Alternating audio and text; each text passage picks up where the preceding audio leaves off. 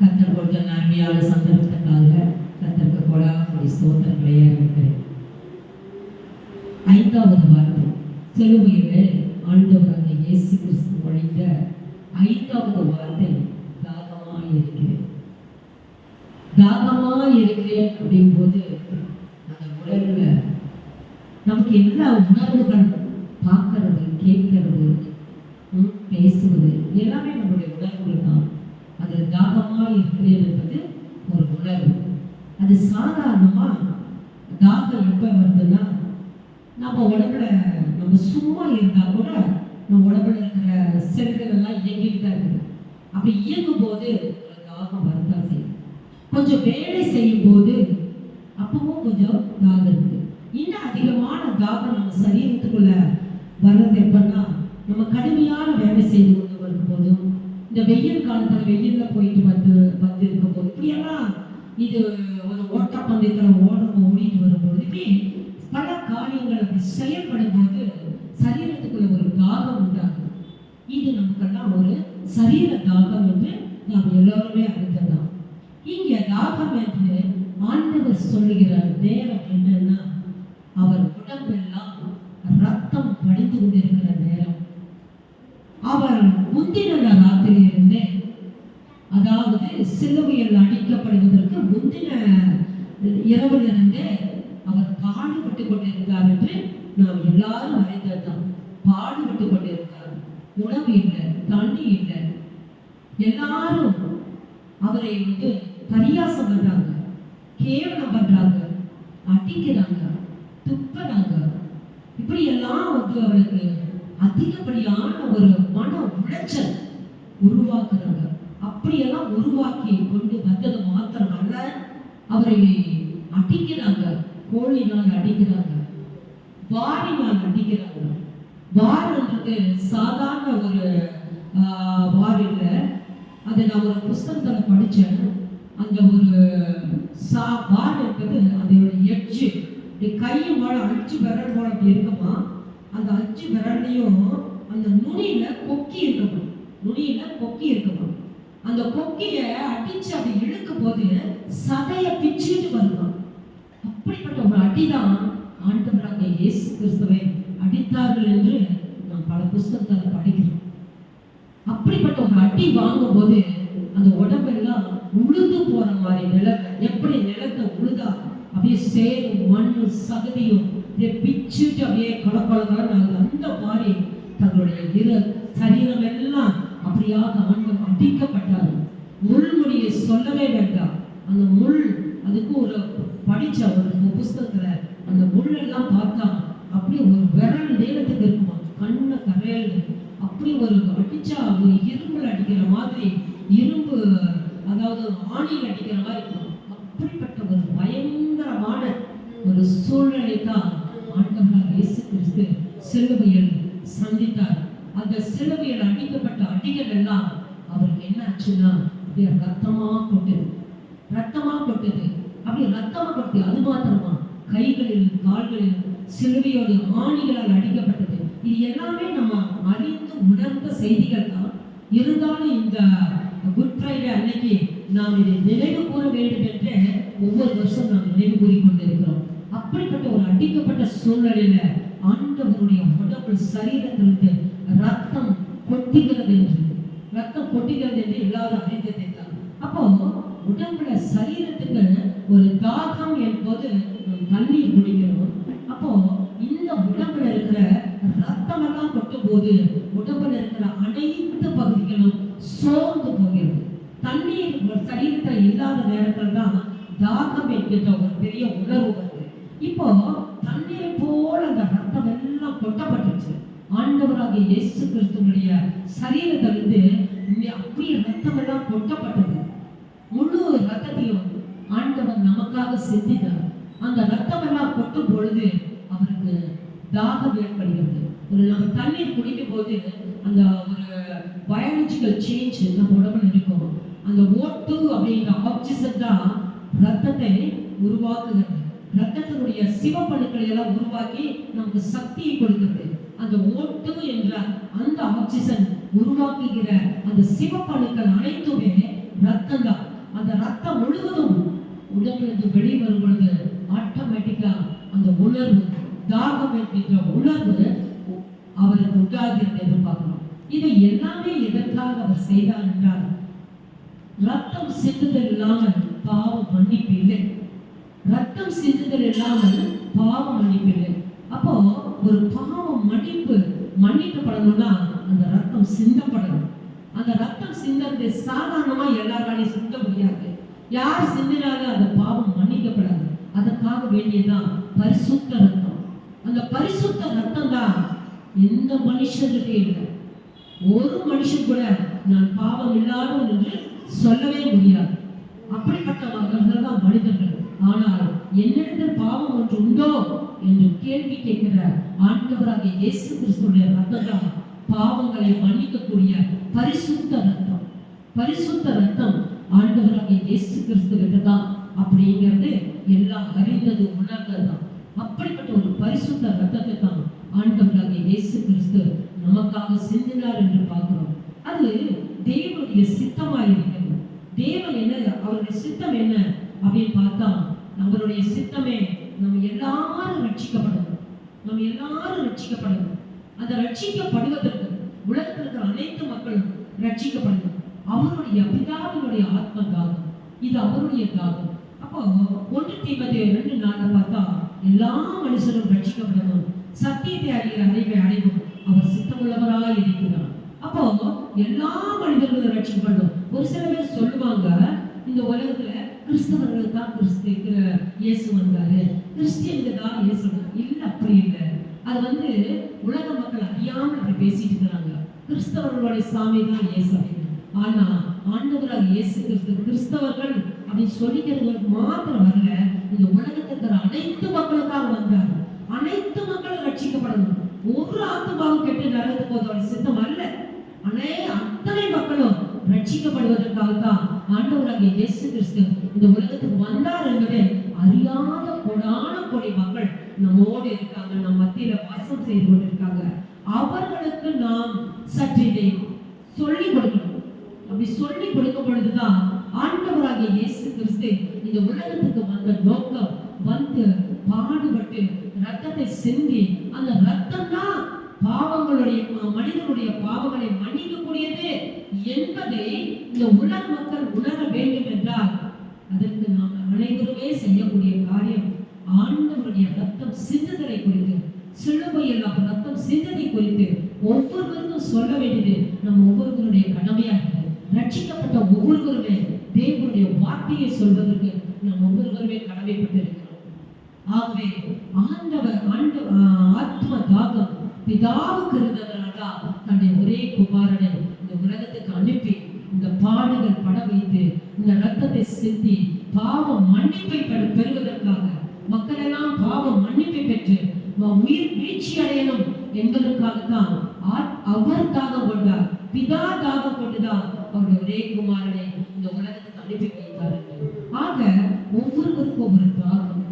மனிதர்களுக்கு அப்படி ஒரு தாகம், ஆண்டவராகிய இயேசு கிறிஸ்துக்கு இப்படி ஒரு தாகம், பிதாவுக்கு அப்படி ஒரு தாகம் என்று ஒவ்வொருவருமே ஒவ்வொரு விதமான தாகத்தை தான் நாம் பெற்றுக்கொண்டு சந்தித்துக் கொண்டிருக்கிறோம்.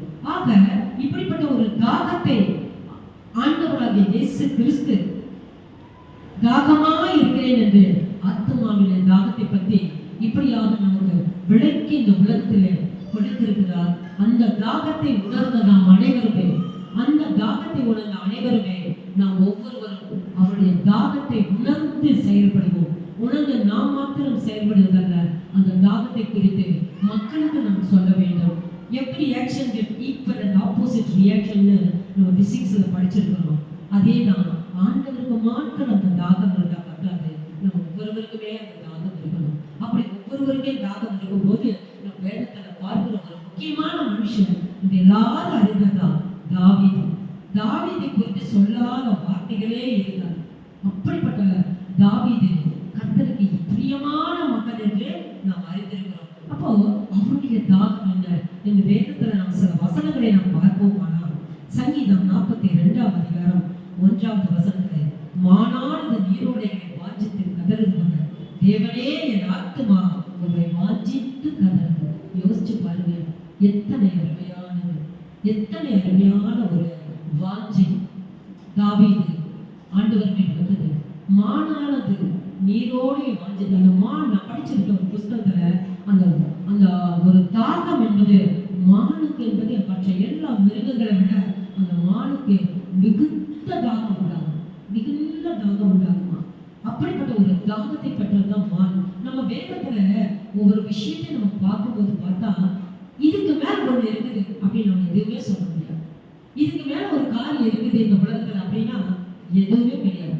நம்ம வேதத்துல பார்த்த ஒவ்வொரு அத்தியாயத்திலையும் ஒவ்வொரு உதாரணத்தையும் நம்ம பார்க்கும்போது பார்த்தா எல்லாம் இது விட ஒன்று இல்லைன்னு சொல்றாரு. அதுக்காகத்தான் அந்த மானானது நீரோடைய வாஞ்சத்தை கதறுவது போல அப்படின்ற ஒரு வார்த்தை பயன்படுத்தப்பட்டிருக்கிறது, தாவீது சொன்ன வார்த்தை.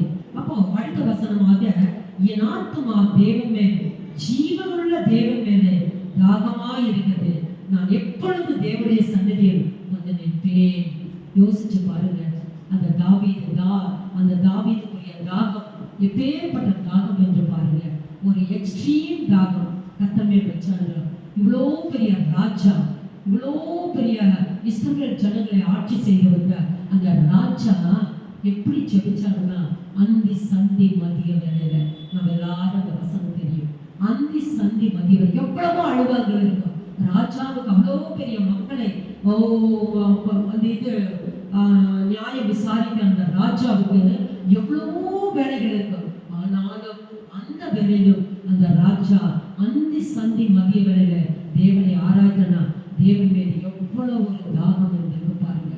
அப்படிப்பட்ட ஒரு தாகத்தை தான் கர்த்தர் நம்ம ஒவ்வொருவருக்குமே எதிர்பார்க்கிறார். கிடைத்த நேரத்தை பயன்படுத்தி நம்ம ஆண்டவரோடு ஐக்கியமா இருக்கும் போது அந்த தாகம், தேவனோடு நாம் வைத்திருக்கிற தாகம் மிக நேர்த்தியானது. அதை நம்ம அனுபவிக்கும் போது தான் தெரியும். நேரம் கிடைக்கும் போதெல்லாம் கர்த்தரை இருதயத்துல எவ்வளவு கஷ்டமான சூழ்நிலை, எவ்வளவு பிரச்சனையான சூழ்நிலை, நேரமே இல்லைன்னு சொன்னா கூட வெளியே ஏதாவது பைபிள் வாட்ச் ஜாப் அப்படியே ஜாப் பண்ணாங்க இவங்க அப்படின்னு நம்ம எல்லாம் குற்றப்படுத்துவாங்க, அலுவலகத்தில் கூட குற்றப்படுத்துறாங்க. ஆனா அப்படி குற்றப்படுத்தாதவங்க மனசுக்குள்ள ஜாப் பண்ணிட்டு இருந்தா யார் நம்மளை குற்றப்படுத்த முடியும்? அந்த ஒரு சிந்தனை எனக்கு ரொம்ப வருஷமாவே இருந்தது. என்னோட அலுவலகத்துல நான் பைபிள் சில வேலையில வாசிக்கும் போது நீங்க பைபிள் வாசிக்கிறீங்க அப்படிம்பாங்க சிலர். இது வந்து நான் சொல்லுவேன் இது இன்டர்வல் டைம் அப்படின்றேன். ஏன்னா அவங்க நம்ம குற்றப்படுத்தக்கூடாது. ஆஃபீஸ் டைம்ல ஏதாவது பைபிள் வாசிச்சா இது ரெஸ்ட் டைம் இது, அதனால தான் நான் இந்த நேரத்தில் வாசி. ஆனா மற்ற நேரத்துல சும்மா இருக்கும்போது ஆண்டவருக்கு நம்ம ஸ்தோத்திரம் சொல்லி கொடுத்தப்ப யாரும் அந்த தாகத்தை யாராலையுமே குறைக்க முடியாது. நம்ம இருதயத்துக்குள்ள ஆண்டவரோடு நம்ம ஐக்கியமா இருக்கணும், பேசிக்கொண்டிருக்கலாம். அது நம்ம கர்த்தர் அறிவார். நம்முடைய தாகத்தை நம்ம இருதயத்தை நம்ம அவரோடு ஐக்கியமா இருக்கிறத நம்ம ஆண்டவர் இயேசு கிறிஸ்து அறிவார். அந்த ஒரு தாகம், அந்த ஒரு ஐக்கியம் எப்படி ஆண்டவர் நமக்காக ரத்தம் சிந்தி ஜீவனை கொடுத்த தேவனுக்கு அவருடைய நாமம் மகிமைக்கு அவருக்கு சந்தோஷத்தை கொடுக்க அவரோடு நாம் ஐக்கியம். தகப்பனோடு ஒரு பிள்ளை ஐக்கியமா இருக்கும் போது அந்த தகப்பனுக்கு எத்தனை சந்தோஷமா இருக்கும். அப்படிப்பட்ட தகப்பன் தான் நம்முடைய தேவாதி தேவன் இயேசு கிறிஸ்து. அப்படிப்பட்ட ஒரு தகப்பனோடு நாம் ஒவ்வொரு நாளும் நம்ம உறவாடி ஐக்கியமா இருக்கும் போது நமக்கு எவ்வளவு தாகமா இருந்தாலும் அவரோட ஐக்கியமா இருக்கு. அந்த தாகம் தீர்க்க வேண்டும் என்றால் அவரோடு நாம் எப்பொழுதும் ஒரு ஐக்கியமாக இருக்கும். அவர் அதைத்தான் நம்ம இடத்துல எதிர்பார்க்கிறார். சங்கீதம் 143 என் கைகள் உனக்கு நேராக இருக்கிறது, வறண்ட நிலத்தை போல என் ஆத்துமாவும் மேல் தாகமாய் இருக்கிறது. இதுவும் சங்கீதக்காரன் சொன்னதுதான். அப்போ வறண்ட நிலத்தை போல என் ஆத்துமா உண்மையில் தாகமாய், வறண்ட நிலம் எல்லாரும் அறிஞ்சிருக்கிறதா அப்படியே வெடிச்சு போயிருக்கும். அதுல எத்தனை தண்ணி ஊத்தினாலும் உள்ள போயிட்டே தான் இருக்கும். இன்னும் அது அதனால அந்த அப்படிப்பட்ட ஒரு ஆறாத ஒரு தாகம், அது ஆறாத அதுக்கு ஒரு பெருங்கெல்லாம் வந்தாதான் இந்த வறண்ட நிலமெல்லாம் அது வந்து நல்ல ஒரு நீர்நிலையான நிலமா இருக்கும். அப்போ அப்படிப்பட்ட ஒரு பெரிதான ஒரு தாகம், அப்படியான பெரிதான ஒரு அன்பு நம் தேவன் மீது வைக்கணும். அப்படிப்பட்ட ஒரு அன்பை எல்லாரும் வைக்கணும்டா தாவீது சொன்ன அந்த வார்த்தைகள் நம் வாழ்க்கையில நாம் பயன்படுத்தி நாம் வர வேண்டும். அப்போ இயேசு இப்படிப்பட்ட ஒரு தாகத்தை நமக்கு அவருடைய ரத்தத்தையே கொடுத்து ஜீவனையே கொடுத்து அவர் நமக்காக மரித்து அப்பா அடக்கம் பண்ணப்பட்ட உயிரோடு இருந்தார். அப்படிப்பட்ட ஒரு தாகமா இருந்த ஒரு வசனம் நம்ம ஏசாயா 44:3 பார்த்தா தாகம் உள்ளவர் மேல் தண்ணீரையும் வறண்ட நிலத்தில் ஆறுகளை ஊற்றுவேன்.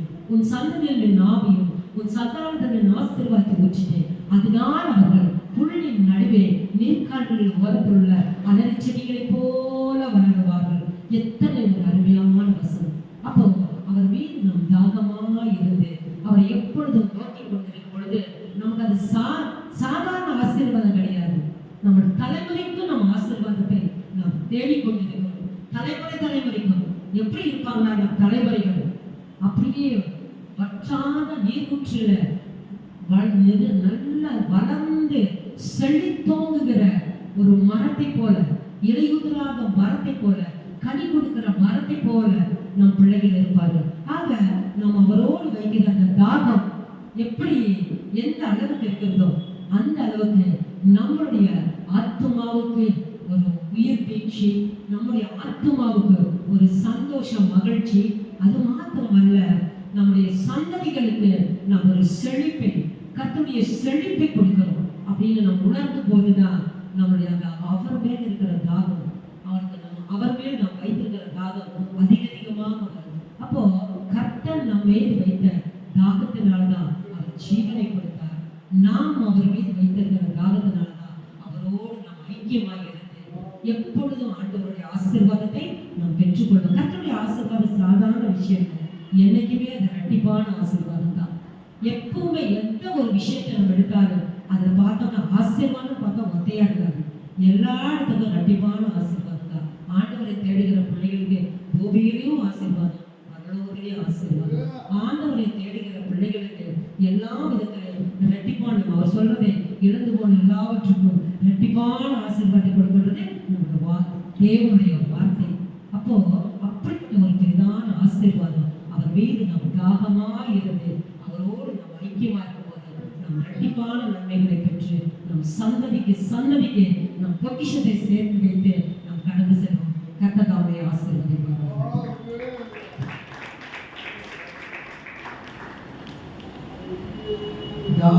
தாகம் என்று வாசிக்க பார்ப்போம் சார். நாம தொடர்ந்து வாசித்து நினைத்து பாடுவோம் சார்.